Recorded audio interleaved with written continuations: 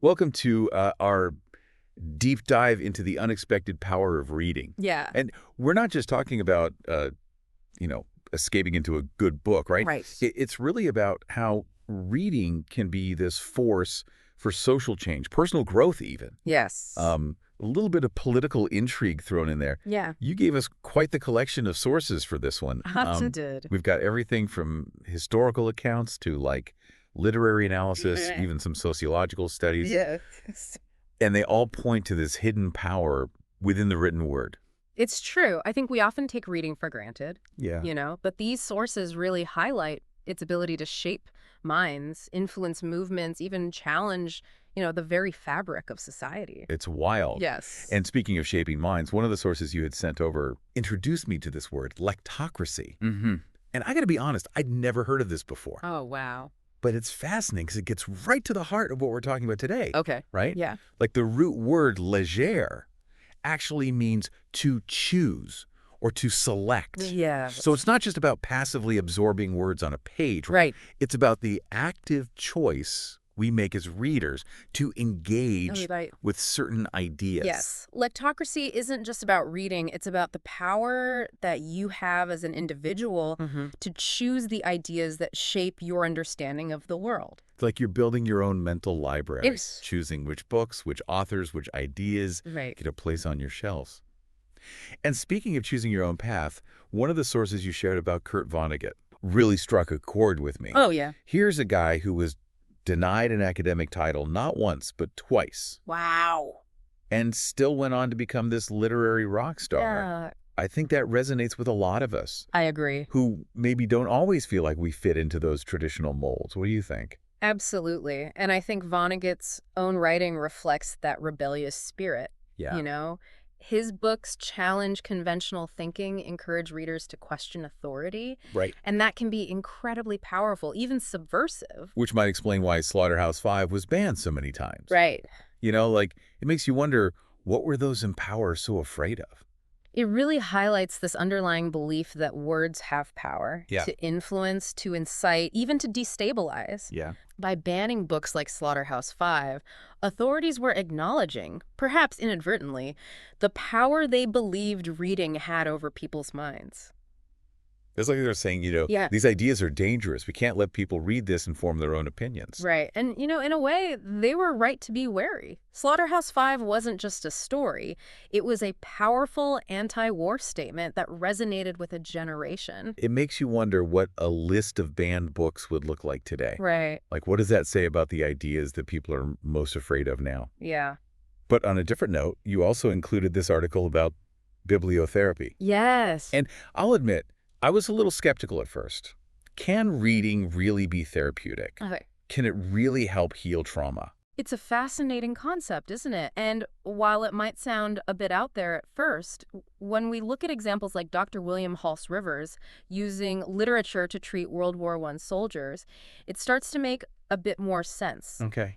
These soldiers were grappling with horrific experiences, what we now call PTSD. Right. And Rivers found that reading and writing could actually help them process their trauma. So instead of it just being this form of escapism, Right. it's about using stories and these shared experiences to find a way to face some of those really difficult emotions, right? Exactly. Bibliotherapy, at its core, uses the power of literature to create empathy, to help us connect with experiences beyond our own, and in doing so, find healing and growth. That reminds me of the article you shared about Flora Tristan.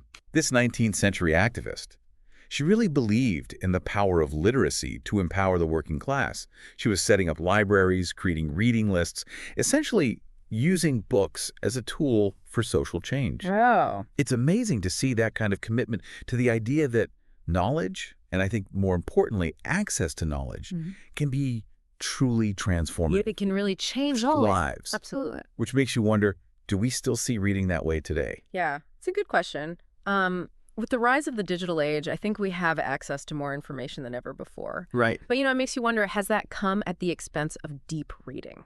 Of truly engaging with ideas? You mentioned book camping and the Occupy Wall Street Library. Right. These movements that in many ways echo Flora Tristan's efforts. Yeah. They use books and this shared knowledge to build community and advocate for change. Right. But it all played out in this new digital space. And it makes you wonder, has something been lost in that transition? Like, I love having a world of information at my fingertips, Right. but I find myself like skimming the surface a lot more, Right. bouncing from one thing to the next. Yeah. It makes me wonder if we're sacrificing depth for easy access. It's a concern that a lot of us share. I think it's like we're drowning in information, Yeah. but are we truly absorbing it, letting it shape our understanding in a meaningful way? Right. It reminds me of a question posed by Jean-Jacques Rousseau, Okay. and he asked quite provocatively, do arts and sciences actually corrupt morals? Wow. That's quite a statement, especially when we think about how much we revere knowledge and progress. It is. But think about it in the context of our digital world. Yeah. We have access to more information than ever before. Right. But are we using it to better ourselves? Yeah. To create a more just and equitable society? Yeah. Or are we becoming more isolated, more divided, more susceptible to misinformation and manipulation? Right. It's a difficult question, no easy answers, Yeah. but an important one to consider. It really makes you think about the responsibility, I think, that comes with access to information, Absolutely. both as consumers and creators. Yes. And speaking of how our brains process information, one of the sources you shared touched on the neuroscience of reading. Okay. You pointed out that our brains weren't actually designed to read. That's right. Reading is a relatively recent invention in human history, and yet our brains have this remarkable ability to adapt, to rewire themselves to learn this, unnatural act. Yeah. One of the studies you highlighted looked at illiterate Portuguese women Yes. and how their brains tried to make sense of pseudo-words, made-up words that followed the rules of Portuguese but had no actual meaning. Yes. I remember that detail. Their brains were still trying to decode those letter combinations, Right. even though they didn't correspond to any real words. Exactly. It's amazing how our brains are constantly working, making connections, even when we don't realize it. Absolutely. And it underscores that reading is about so much more than just recognizing words on a page. Yeah. It's about engaging with ideas, building empathy, understanding different perspectives. It's like that study you included about children from different socioeconomic backgrounds and their exposure to language. Yes. It found that kids from wealthier families hear millions more words. It's true. They engage in more complex discussions, Right. which gives them this huge advantage, not just in school, but in life. Absolutely. Hmm. The sheer number of words a child hears, the types of conversations they're exposed to, it all adds up. It's heartbreaking to think that something as fundamental as language as reading can contribute to such deep-seated inequalities. It is, Yeah. but it also highlights the importance of making sure that all children have access to that. Yeah. The enriching power of language and literacy. Absolutely. Because reading at its core is about expanding our horizons, challenging our assumptions, and connecting us to a world beyond our immediate experience. Precisely. It's about opening doors to new possibilities, both for ourselves and for the world around us. Mhm. And that brings us back to Rousseau's question. Right. Are we using this power, this gift of reading, to purify our morals, as he put it? Or are we letting it lead us astray? It's a question I think each of us has to grapple with every time we pick up a book, every time we scroll through our feeds. Right. Because ultimately what we choose to read, what we allow to influence our minds, it shapes who we become. Absolutely. It does. It's a powerful thought. It is a powerful thought. And, one of the sources you shared that really drove this point home for me was the one about book burnings throughout history.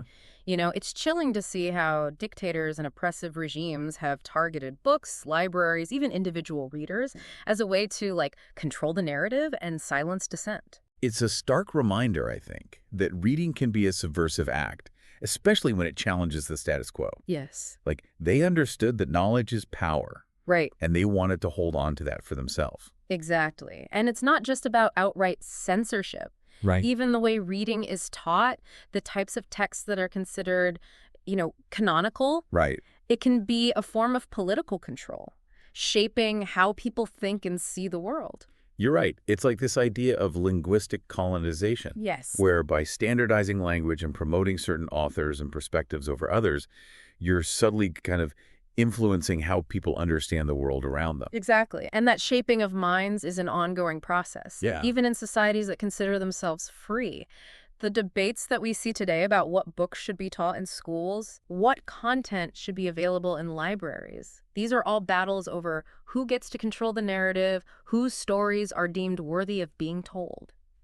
It's a lot to take in, but I think it also makes reading feel even more important Yeah. more urgent. Yes. Because if reading can be this powerful tool for both liberation and oppression, Right. we need to be really conscious of what we choose to read Absolutely. and how those choices end up shaping our understanding of the world. I agree.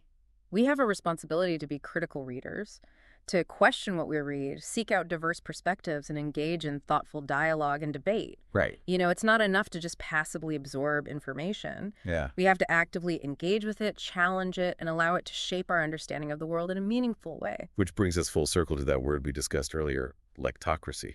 That power to choose, to select, to really curate our own intellectual diet. I love that. It's a power we often take for granted, Yeah. but one that we need to wield with, I think, care and consideration. Absolutely. And with that power comes responsibility. Yeah. If reading can be such a potent force for shaping minds and societies, then we have to be willing to ask ourselves, What's that? what responsibility do we have as readers to be critical of what we consume and how it might be influencing us? It's a question worth pondering long after this deep dive ends. Thank you so much for taking this journey with us. Oh, it's been my pleasure. And to everyone listening, we hope you'll continue to explore the unexpected power of reading, both in your own lives and in the world around you. Until next time, keep those pages turning.